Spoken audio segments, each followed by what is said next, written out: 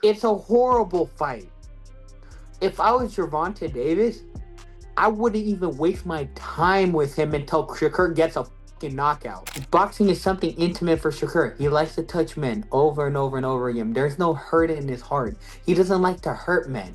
He just likes to touch them. Shakur Stevenson's recent poor performance has sparked heavy criticism, but no one went harder than Rolando "Raleigh" Romero, who not only ripped into Shakur, but also warned Gervonta "Tank" Davis not to waste his time fighting him. Despite securing the victory, his performance raised questions. When asked if he felt frustrated with Padley's defensive approach, Stevenson dismissed the idea, stating that Padley did what he was supposed to do, survive until the final bell. According to him, he did his job successfully while Padley tried to make it through the fight. Was it a bit frustrating tonight with Padley just not being willing to play ball?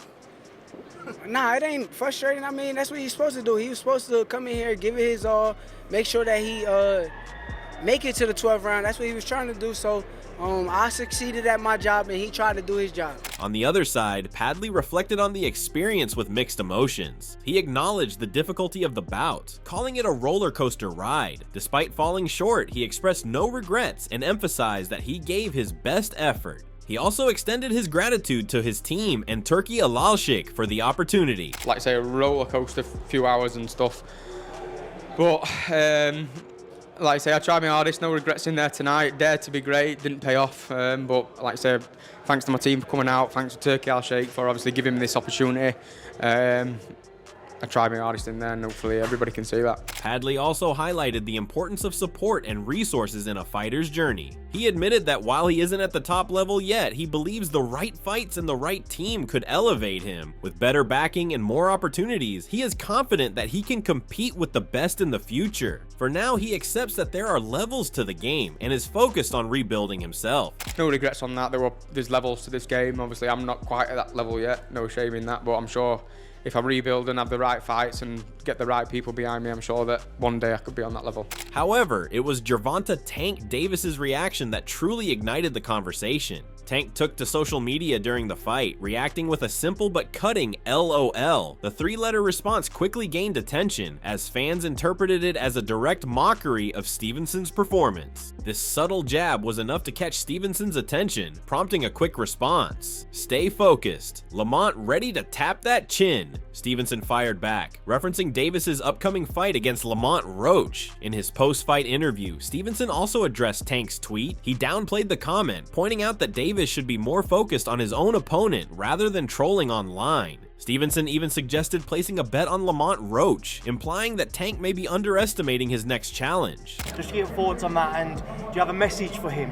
Honestly, he got to fight next week, right? So it seemed like he focused on me, and Lamont Roach is focused on him. I think I'm going to go put my bet in on Lamont Roach.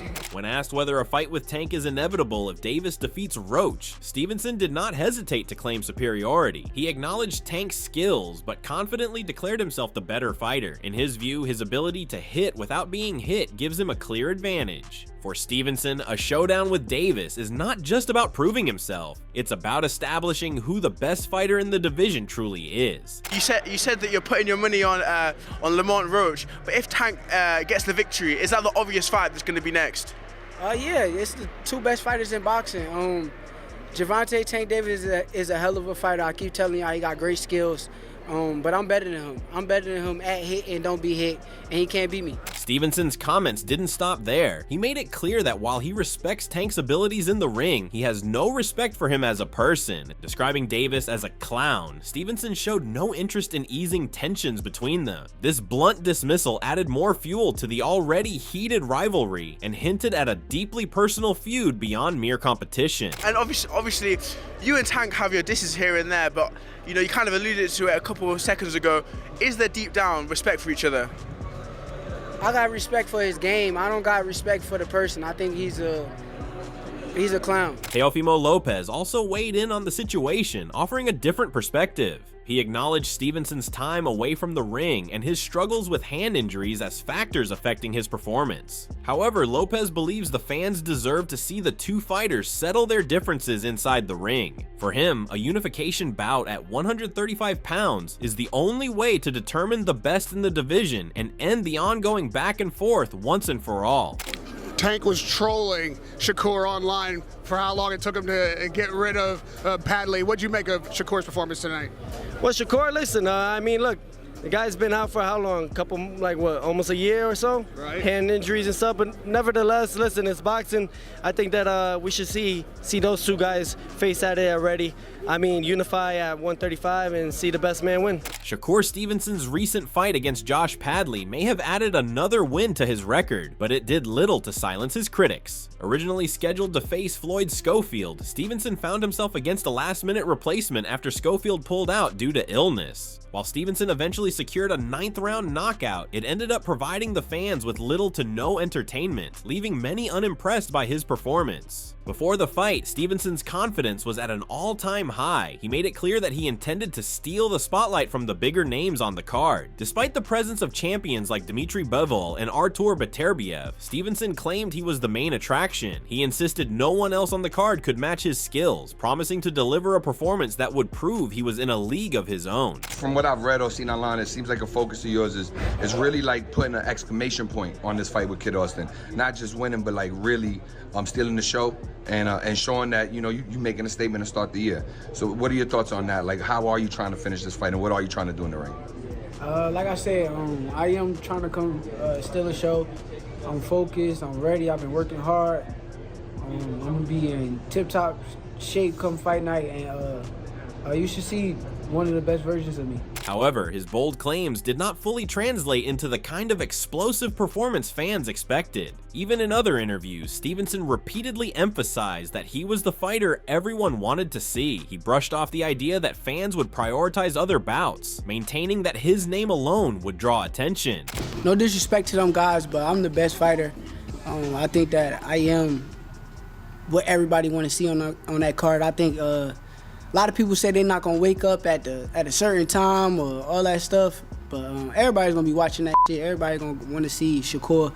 A lot of people try to act like Shakur is not must-see TV, but I am must-see TV. I am the best fighter in boxing. Everybody want to see me. Everybody want to watch me, and they're gonna keep paying attention. While his confidence was undeniable, some viewed it as arrogance, especially given the underwhelming nature of his opponent. With the main card featuring high-stakes clashes, many felt Stevenson was overstating his importance without delivering the kind of performance that would back it up. Not everyone was impressed by Stevenson's victory, and few were as vocal as Rolando Romero. He mocked Stevenson's fighting style, suggesting that his goal was never to hurt opponents, but merely to touch them repeatedly. According to Romero, Stevenson lacks the killer instinct necessary to be a truly exciting fighter. If I could see Shakur stop two people, actually hurt them, maybe he might be an entertaining fight at that point. Right. But right now, he's just gonna jump around the ring. I mean, Shakur's goal isn't to hurt you, it's just to touch you. He likes to touch win. men. It's to win. He likes to just touch men over and over and over again. Boxing's something intimate for him. Romero did, however, acknowledge Stevenson's technical brilliance, but didn't shy away from comparisons. He pointed out that while Stevenson might be a master technician, even Devin Haney attempts to stop his opponents. In contrast, Stevenson doesn't seem to aim for knockouts at all. This comparison between two of the division's best only intensified the criticism surrounding Stevenson's approach, making it clear that many believe he is too cautious in the ring. Boxing is something intimate for Shakur. He likes to touch men over and over and over again. There's no hurt in his heart. He doesn't like to hurt men. He just likes to touch them. I will give him this though. Yeah. Whenever he fights, it's a masterpiece. Except for when he jumps around the ring, but when he fights, it's a masterpiece. He's one of the greatest technical fighters, especially of this generation. But he doesn't even try to knock people out. Because at least Devin Haney will try his hardest to knock somebody out. I'll give you that. Shakur doesn't even try. Teofimo Lopez took a slightly more balanced stance, but still highlighted concerns about Stevenson's recent performance. While he acknowledged the long layoff Stevenson faced before the Padley fight, he also praised Padley for stepping up on short notice. Despite giving Stevenson credit for his technical skills, Lopez did not hesitate to express his desire to see Stevenson face a tougher test, specifically against Gervonta "Tank" Davis. Do we need to see the Tank Davis fight on Shakur? Absolutely, I think so. You know, Shakur, look, he hasn't fought.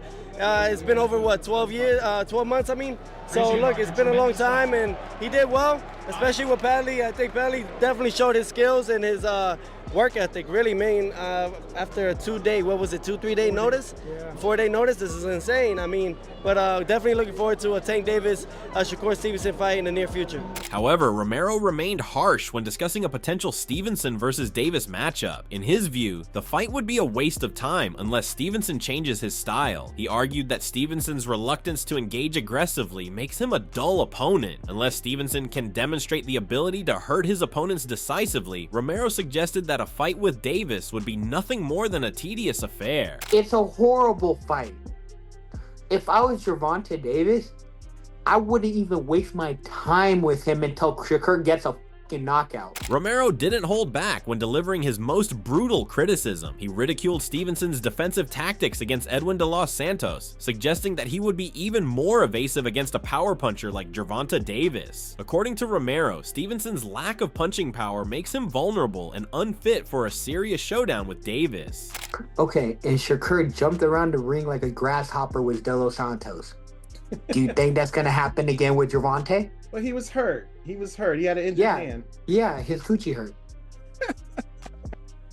Anyways, do you think he's gonna jump around and be on? But he might jump out the ring. Spencer Oliver, in the latest episode of Talk Boxing, also assessed Shakur Stevenson's performance and suggested that Gervonta Davis would be levels above Stevenson if they fought. He pointed out that Stevenson has a safety-first approach, which works for boxing purists but lacks punching power. Oliver compared Stevenson to Floyd Mayweather in terms of style, but emphasized that modern boxing focuses on entertainment. According to Oliver, Davis would dominate Stevenson due to his higher level of skill and star power. What Shakur hasn't got, and that was evident and clear there, and I think Josh Padley said that when we spoke to him the following day, with no marks on his face, he said, it's got no punch power. And he goes, so yeah, he's got that like Mayweather safety first sort of style. We live in a world of entertainment today and people don't buy that. But yes, that is for the boxing purist and you love watching what he does.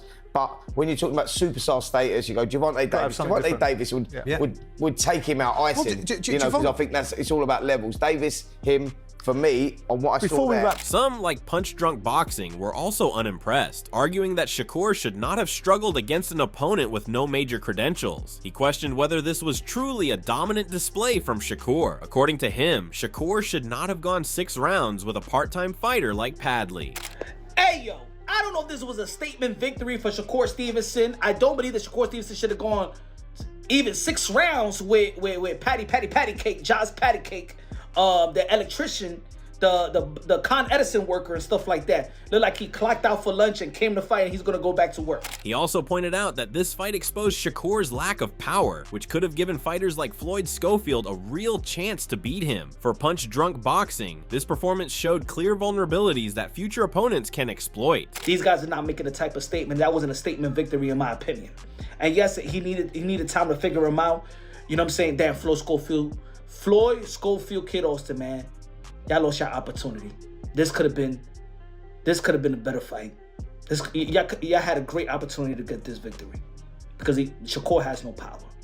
When it comes to the lightweight division, Punch Drunk Boxing still favors Gervonta "Tank" Davis over Shakur Stevenson. He firmly believes that Tank is the best at 135 pounds and remains the man to beat. He argued that despite questions about Tank's competition level, most fans would still favor him over Shakur in a direct matchup. In his view, Tank's power and aggressive style make him a dangerous opponent for anyone, including a technical fighter like Shakur. I think that, look, Gervonta Tank Davis is just the best at 135 in my opinion. A lot of people are going to be questioning why Gervonta Tank Davis haven't fought nobody, but if I put Gervonta Tank Davis up against Shakur, y'all would pick Tank. Shakur versus Loma, Tank. Shakur versus Keyshawn, Tank.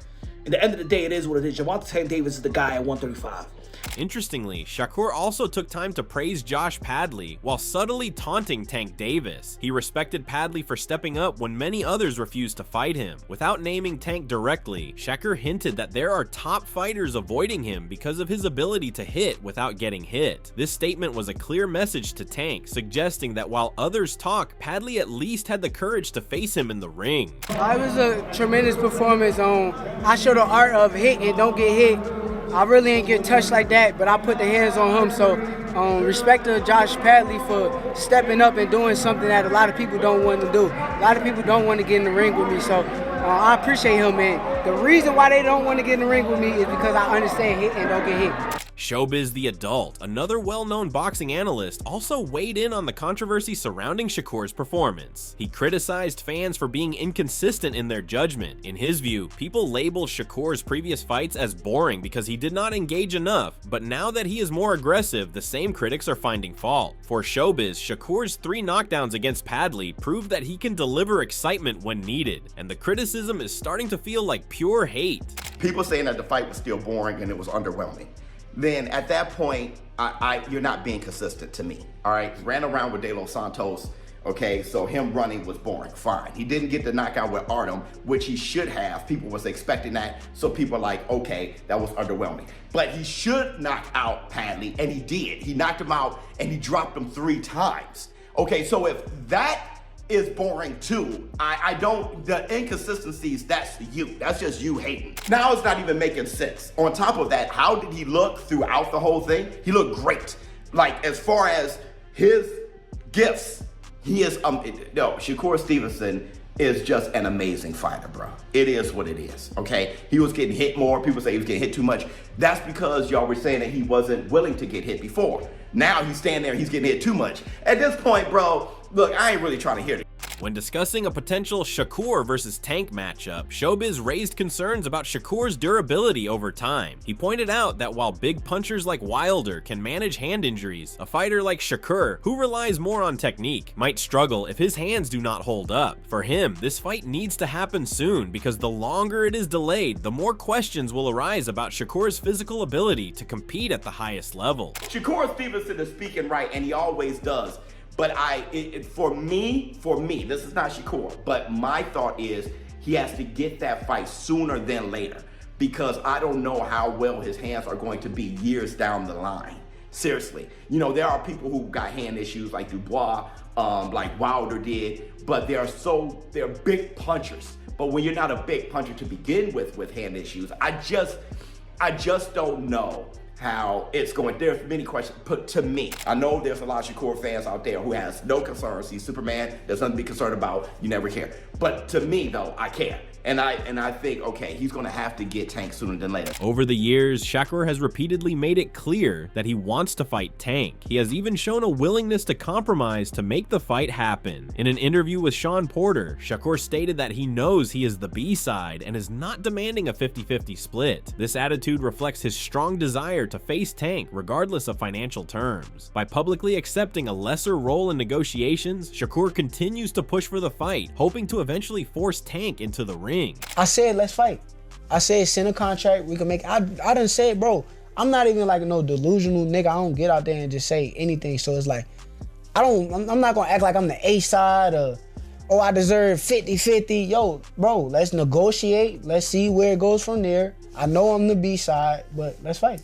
Before Shakur Stevenson can face Gervonta Tank Davis, Tank has to deal with Lamont Roach in his upcoming fight. Interestingly, Shakur has already placed his bets on Lamont, suggesting either his personal rivalry with Tank or a genuine belief in Roach's potential. In one of his interviews, Stevenson pointed out that Tank should face stronger competition and warned that this fight wouldn't be easy. He believes Roach has the skills to make the fight tougher than most expect, hinting that fans might be surprised by how competitive it could get. I don't think it's gonna be like an easy night work for Tank. I think it's gonna be a hard fight and a lot harder than what like people expect it to be. I think everybody is really gonna be surprised at how Lamont does in that fight. But I do think that the fight that he should have fought should have been the Edwin De Los Santos.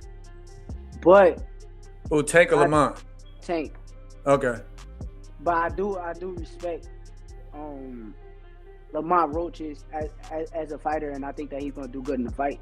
Lamont Roach himself seems fully prepared and confident ahead of his clash with Tank. As his training camp wraps up, he has expressed feeling stronger, faster, and mentally ready to secure a win. His energy suggests he is not approaching this fight as an underdog, but as someone who truly believes in his ability to shock the world. Man, I feel great. Closing camp, man. Closing camp, winding down.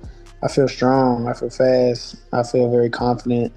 I just feel very, very ready to take this W. Despite being labeled as an average fighter by critics, Roach has no patience for those who doubt him. He made it clear that negative opinions don't affect his focus or motivation. For Roach, the only voices that matter are those of his supporters who believe in his journey. It don't move me for real.